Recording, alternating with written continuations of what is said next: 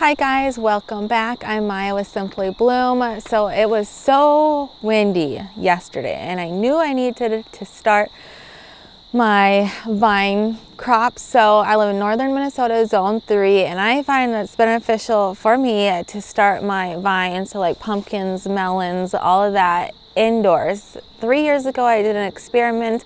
I started some indoors in just little 4-inch containers, and then I direct sowed some as well. And the ones I started indoors quickly overtook the ones I direct sowed and just did way better. So that's what works for me. If you have a longer growing zone, just direct sow. But for me, it's beneficial for me to start them indoors. So I did that yesterday. I wanted to do it outside, but it was so windy. I was like, there's no way the pots would blow over, the seed packets would get taken by the wind. So I started them indoors in my kitchen, and I'll show you that footage in a minute. But before I do that, I thought I would go through, I wrote a list of all the varieties that I started. I'll pop up a picture on the screen. I can talk a little bit about some of them, but most of these seeds I started or I bought like 4 or 5 years ago.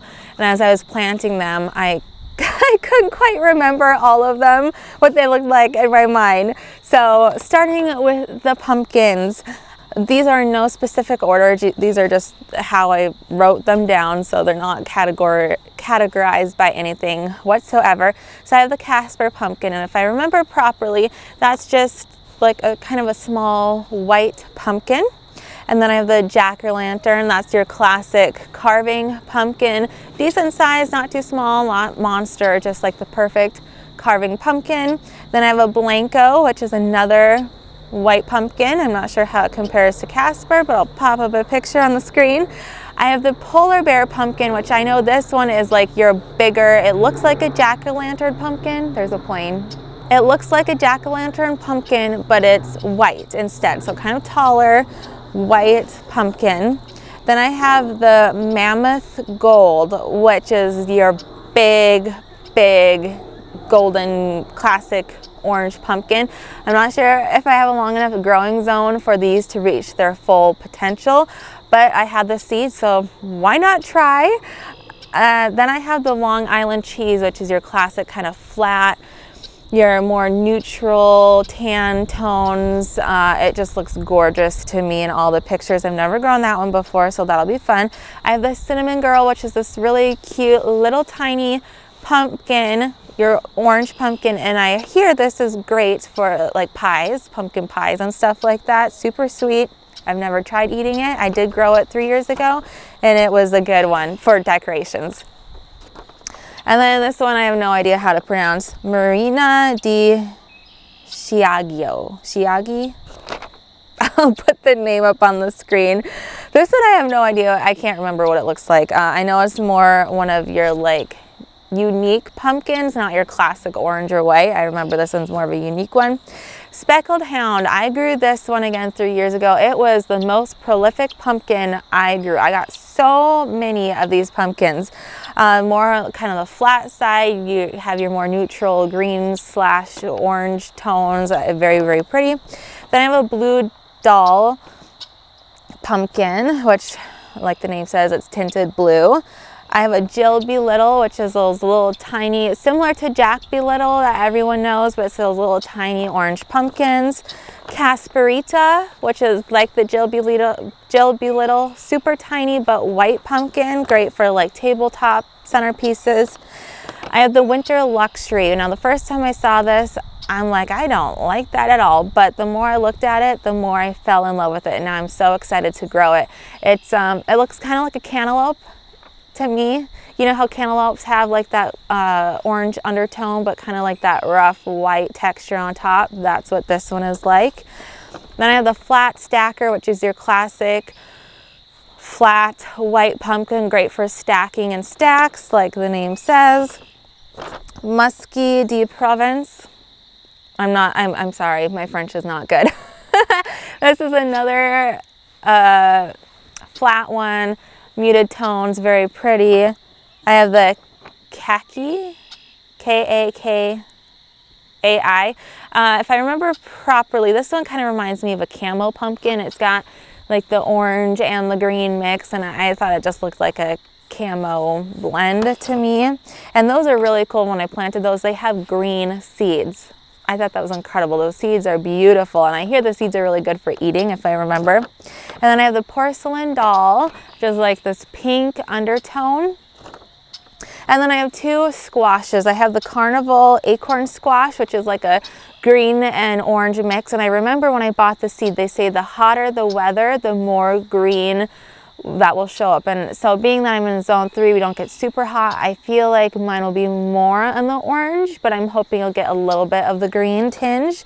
And then I have gremlins, which is a gourd. Okay, moving on to melons. So I kind of tried to lump these by what they are. So starting with the watermelons, I have Congo, which is, I think, just, I had the seed. You know, I hear the reviews aren't super good on these, but like I said, I had the seeds, so I used them up. I just planted them all. Congo, which is like the long oval shaped watermelon. And then I have Ocelot, which I think is like a mini individual size melon, if I remember properly.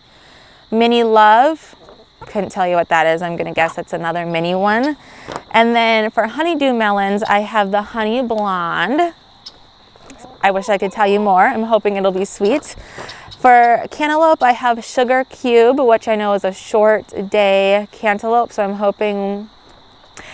I've tried growing, this will be the 4th year I've tried growing melons, and I've never gotten any melons before. I got close one year, very close, and the deer came in like right before I was getting ready to harvest. They were ready to harvest within like a couple weeks, you know, so close, and a deer came and ate them all. So Sugar Cube, that's my cantaloupe. And then for the specialty melons, I have a Diplomat. Can't tell you what that one is. I should have looked these up first. I'm sorry. We'll learn together when I put the pictures up. And then a friend of mine gave me Israeli melon seeds. So I'm super excited to try those. They say it's incredible. They love those. So we're going to try those. So that is it. I'll put the footage in now. So I explained I put the seeds in 4-inch pots. So each of my 4-inch pots are my hill. So being that these seeds are really, really old, I put 6 to 7 seeds per hill or per pot. But if they were like fresh seeds, I'd probably only do 3 or 4 seeds per pot. But they're so old, I didn't know how the germination rate would be. All my pumpkins, all my chickens are right at my feet.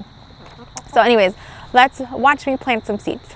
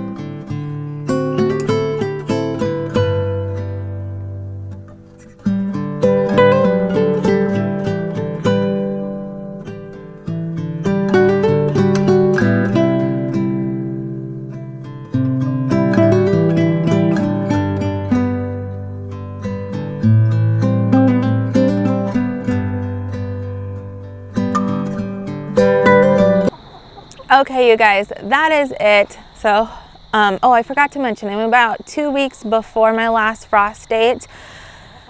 That's how early I started them last time when I started them indoors, and I know I had decent sized seedlings by the time I went to go plant them out. So that's just what I'm doing. So yeah, I hope you all have a great day, and I'll see you next time. Bye.